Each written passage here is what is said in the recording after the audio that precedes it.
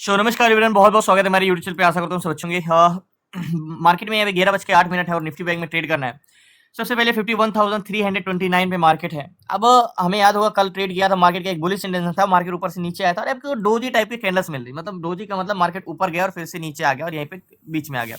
अब मार्केट की बात करें तो सबसे पहले अगर मैं ट्रेड करने के लिए हमें देखो, मैंने आपको एक चीज देखी कि मार्केट को बड़े टाइम फ्रेम में जब आप लगाते हो तो आपको एक चीजें समझ में आ जाती है कि मार्केट करना क्या चाह रहा है। देखो, जब हम 1 वीक के टाइम फ्रेम में लगाए तो मार्केट को एक चीज मैंने आपको बताया कि मार्केट एक बहुत ही असेंडिंग चैनल में फंसा हुआ है। मार्केट बहुत दिन से एक असेंडिंग चैनल फंसा हुआ है यहाँ पे, एग्जैक्टली इस जोन पे। और मार्केट यहीं से क्या कर रहा है, बाउंस बैक ले रहा है, ऐसे बाउंस बैक कर रहा है मार्केट यहाँ से।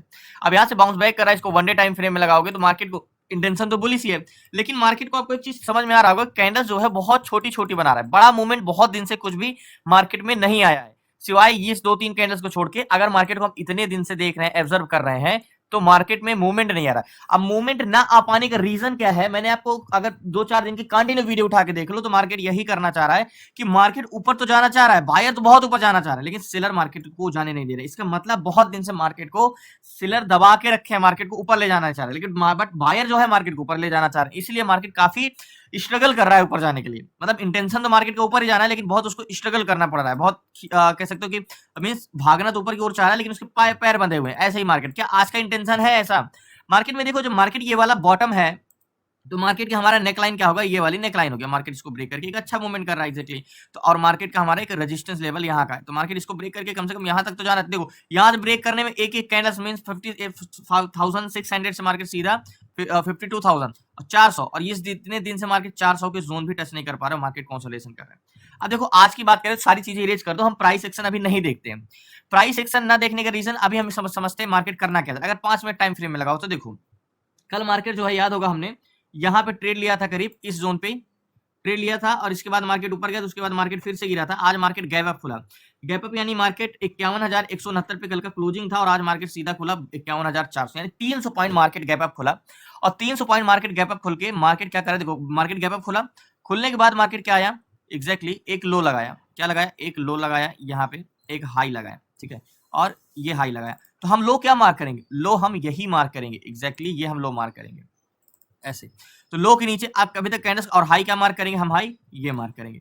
तो हमारा जो हाई पॉइंट है ये हो जाएगा, और हमारा जो लो पॉइंट, ये हमारा हाई पॉइंट हो जाएगा, ये लो हो जाएगा। तो अगर मार्केट नीचे हायर लो वाला कॉन्सेप्ट आता है, तो मार्केट जब तक लो को नीचे कैंडल्स क्लोज नहीं देता, मार्केट का ट्रेंड बेरिश है। तो इसका मतलब अगर ये लो को नीचे ब्रेक कर दिया, कैंडल्स क्लोज दे दिया, तो मार्केट बेरिश जा सकती है। ये प्राइस एक्शन का मिथ है, और प्राइस एक्शन से हम समझते हैं, लेकिन हमें समझने के लिए डाटा क्या है, वो समझने के लिए हमें डाटा ही देखना पड़ेगा। मीन मार्केट करना क्या चाह रहा है, उसकी स्ट्रेंथ क्या है। क्या पता बेरिश जा तो जाना, प्राइस एक्शन जा रहा है, बट उसकी स्ट्रेंथ ही ना हो तो हम बेरिश ट्रेड नहीं ले सकते ना, हमें स्ट्रेंथ समझना होगा।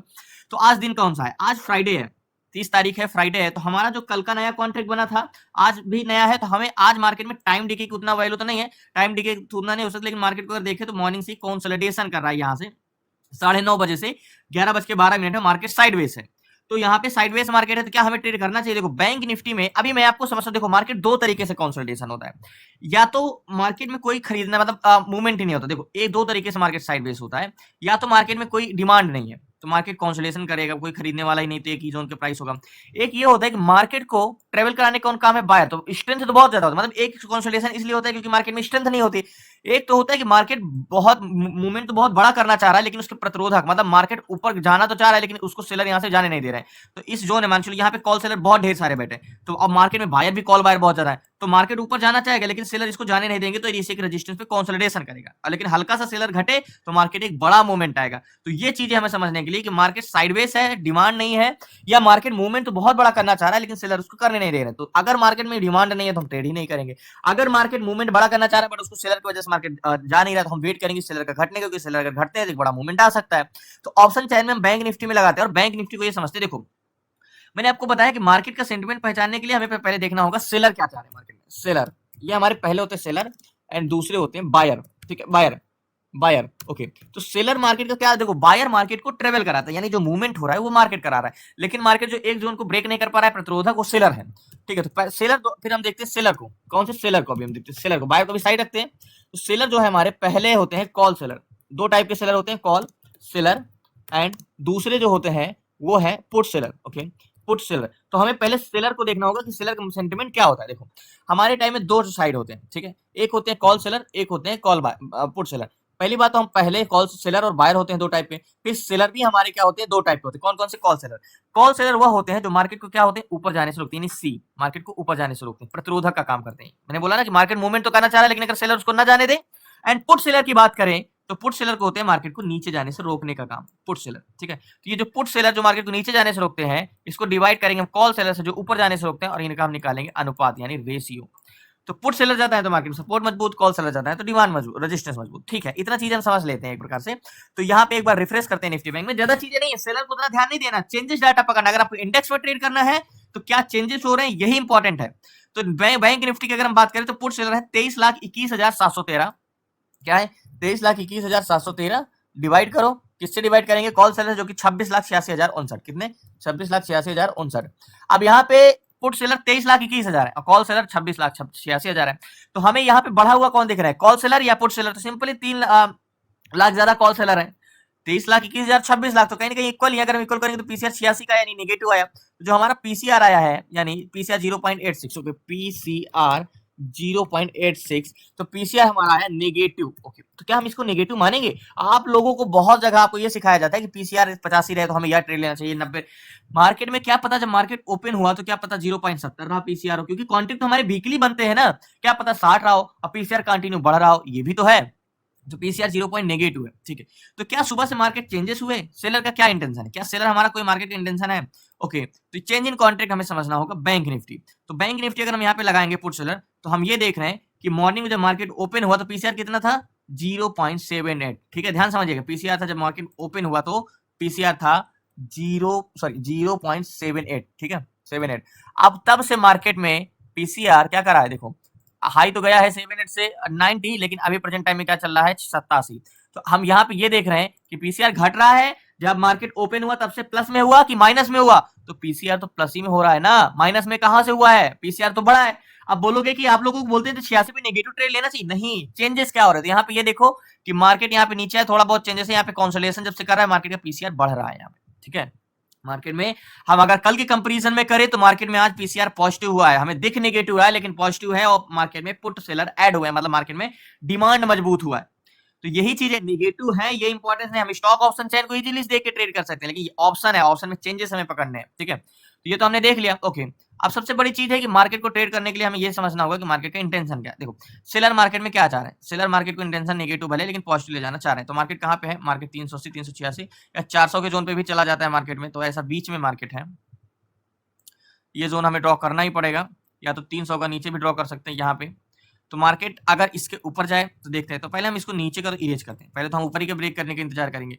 तो ये हमारा हॉरिजॉन्टल जोन है। देखो, ये जो हॉरिजॉन्टल जोन है ये एक बस स्टॉप है और मार्केट एक बस है। अब हमें ये देखना है ये मार्केट इस जोन से 400 से ऊपर जाएगा कि यहीं पे कंसोलिडेशन करेगा, ठीक है। तो 400 का जो जोन है यहाँ पे एट द मनी में क्या है? बैंक निफ्टी को अगर हम बात करें तो 51,400 पे 1,58,805, ये है कॉल सेलर, ठीक है। कॉल सेलर 51,400 के जोन पे ये है कॉल सेलर 1,58,805, और यहीं पे 51,400 पे पुट सेलर जो है 1,14,088। तो यहाँ पे सेलर संख्या क्या है? बहुत ज्यादा पॉजिटिव है, क्या है? अगर नीचे 300 पे आ जाए तो और बेटर मौका है। तो यहाँ पे ये हमने देखा कि मार्केट में यहाँ पे कॉल सेलर ज्यादा है या पुट सेलर? तो हमने ये देखा कि कॉल सेलर 1,58,000 है, पुट सेलर 1,14,000, मतलब मार्केट को, इस बस को आगे जाने से रोकने वाली संख्या 158 है प्लस में, और ये नीचे जाने से 114 है। तो हमारा यहाँ पे पीसीआर एक्सट्रीमली नेगेटिव हुआ, लेकिन अगर बढ़ता है, अब मार्केट में देखिए क्या वैल्यूम, यानी देखो बस को ये रोकने का काम करते हैं, मतलब अगर मार्केट ऊपर जा रहा है इसको रोकने का काम है। लेकिन मार्केट क्या ऊपर जाने के लिए चाह रहा है या नहीं? ये नीचे ही जाना चाह रहा है। अगर नीचे जाना चाह रहा है तब तो ठीक है, हम हमेशा सेलर का कंपैरिजन सेलर से करते हैं, यानी call seller comparison put seller से, कॉल बायर का कंपैरिजन पुट बायर से। तो 1,58,000 कॉल सेलर है, 1,14,000 पुट सेलर। तो यहाँ पे हम ये देखते हैं मार्केट क्या करना चाह रहा है। तो सबसे पहले एक बार फिर से रिफ्रेश करते हैं, और यहाँ पे 51,400 के जोन पे जो बायर है देखो 16,34,935, ये कॉल बायर है, ठीक है।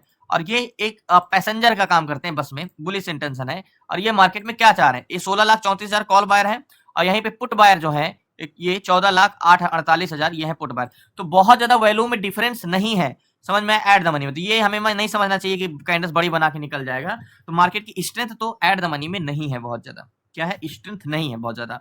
हाँ, इतना भी स्ट्रेंथ नहीं है कि मार्केट बड़ी कैंडल्स बना के निकल जाए, और यहाँ पे सेलर भी हावी है। और overall volume at the money में तो हमने यहाँ पे देख लिया क्या जो 16,34,000 और 14,48,000, तो 2 लाख वॉल्यूम कॉल बायर ज्यादा है। यानी यहाँ पे अगर देखो वॉल्यूम तो है कॉल का ज्यादा, मतलब इस बस में पैसेंजर जो है वो आगे जाने के लिए ज्यादा बैठे हैं, जो कि 2 लाख लोग ज्यादा है, और इधर क्या है -2 है, ठीक है, यहाँ पे 2 लाख ज्यादा है, ठीक है, एट द मनी। इधर 16 पैसेंजर आगे जाने के लिए बैठे हैं, 14 पैसेंजर नीचे जाने के लिए बैठे, तो बहुत ज्यादा डिफरेंस नहीं है, तो स्ट्रेंथ तो हम इसको बहुत ज्यादा नहीं मानेंगे, ठीक है। अब यहाँ पे एट द मनी में ओवरऑल वॉल्यूम देखो, ओवरऑल वॉल्यूम जो है मार्केट में क्या है, इससे हमें मार्केट की स्ट्रेंथ पता चलती है कि मार्केट की स्ट्रेंथ क्या है। तो मार्केट की स्ट्रेंथ की अगर हम बात करें तो हम सीपीआर निकालते हैं। देखो एक बार हम रिफ्रेश करते हैं, ठीक है, वॉल्यूम सीपीआर, ठीक है, एक बार इसको भी हम करते हैं। तो ऑप्शन चेन में चलते हैं, तो ओवरऑल वॉल्यूम जो है 1,28,00,000 है, ठीक है, 128 1,28,00,000 माइनस 120, तो 120, तो मार्केट में मात्र 8 lakh volume overall call side का ज्यादा, 1,20,00,000 1,28,00,000। तो हमने यहाँ पे ये सीखा कि मार्केट बुलिश तो है लेकिन इसकी बहुत ज्यादा स्ट्रेंथ नहीं है। मतलब आप किसी भी सपोर्ट पे जाके थोड़ा सा 40-50 पॉइंट, जैसे मान चलिए 300 पे आ जाए, यहाँ पे मार्केट आ जाए 300 पे, ठीक है, और यहाँ पे जैसे हम कॉल बाय कर लें और 40-50 पॉइंट 60 पॉइंट का टारगेट लेके हम निकल, जैसे यहाँ पे हमने बाय किया, यहाँ पे हम निकल गए, बस यही है, इतना ही है, बहुत ज्यादा मार्केट में स्ट्रेंथ नहीं है। एक बार हम देखो यहाँ पे हमने ये तो हमने मार्केट की स्ट्रेंथ समझ ली, हमने ये समझ लिया। और सेल देखो मार्केट में पहली बात देखो बायर क्या कर, देखो मार्केट में 2 लोग होते हैं, ध्यान समझिएगा, मार्केट में 2 लोग होते हैं, कौन कौन से, मार्केट में बायर बायर एंड सेलर, ठीक है। तो सेलर बायर मार्केट को क्या चाह रहे हैं, मार्केट को ऊपर, मतलब मार्केट को ऊपर ले जाना चाह रहे हैं, लेकिन उसकी इनकी भी कोई खास स्ट्रेंथ नहीं है मार्केट में, है ना। और सेलर क्या है, सेलर है नेगेटिव, लेकिन धीरे धीरे सेलर बढ़ रहे हैं, मतलब क्या हो, सेलर इंटेंशन पॉजिटिव रख रहे हैं लेकिन उतना ज्यादा नहीं है। तो मार्केट में हमें स्ट्रेंथ नहीं है। तो लास्ट तक बने रहिए, बताता हूँ।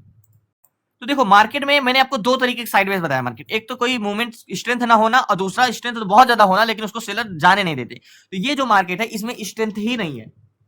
तो ऐसे स्ट्रेंथ में हमें थोड़ा सा दूर रहे, या तो मौका कोई डिमांड, चलिए 327 300 पे मौका मिल जाए तो हमें बहुत अच्छा है, लेकिन 300 पे मिलेगा तो ऑप्शन चयन। तो देखो कंपोनेंट एक बार हम देखते हैं, कंपोनेंट का मतलब क्या होता है। देखो जैसे मैं आपको एक चीज बता देता हूँ कि जैसे हम जीओसी टेक्नोलॉजी पे जाते हैं, जैसे 12 बैंकों से मिलकर क्या बनता है, बैंक निफ्टी बनता है। तो हमें एक चीज आता है, हमें स्टॉक का ऑप्शन चयन देखना आता है, तो हम स्टॉक ऑप्शन चयन से देख के ये पता कर सकते हैं कि मार्केट क्या करने वाला है, ठीक है।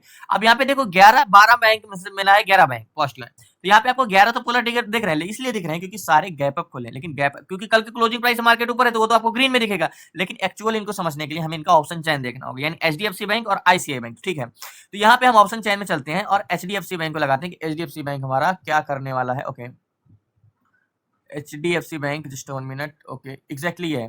तो एचडीएफसी बैंक में कॉन्ट्रैक्ट ग्रीन है, 68,000 एंड 35,000 30,000 53,000 स्ट्रेंथ है। एचडीएफसी बैंक तो अच्छा स्ट्रेंथ है, और एक प्रकार से हम देखें तो इनका चेंज इन कॉन्ट्रैक्ट,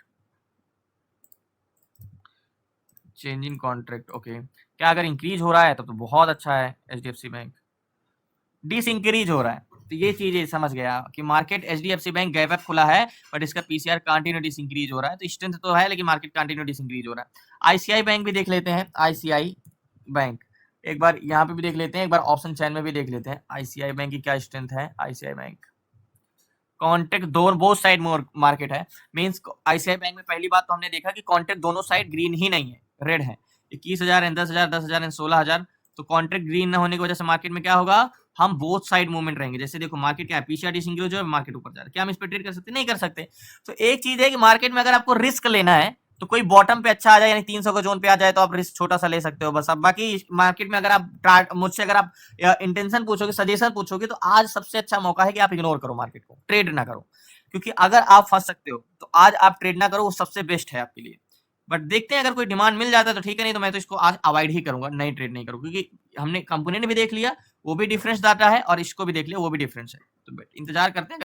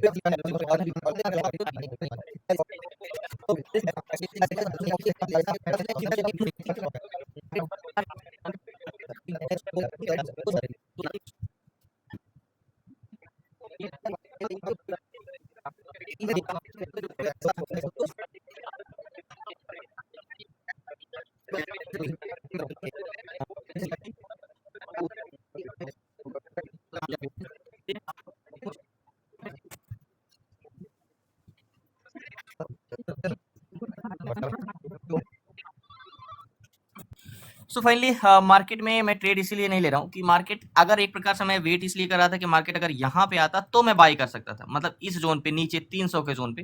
बट ये ब्रेक करेगा भी तो मैं ट्रेड नहीं लूंगा, उसकी स्ट्रेंथ उतनी रहने वाली नहीं है। तो आज का दिन हम समाप्त करते हैं। मैंने आपको बोला था मार्केट कंसोलिडेशन है, एक ही चीज का मैं इंतजार कर रहा था, शायद मार्केट एक बार हमें यहाँ पे मौका दे दी नीचे तो हम बाई कर सके।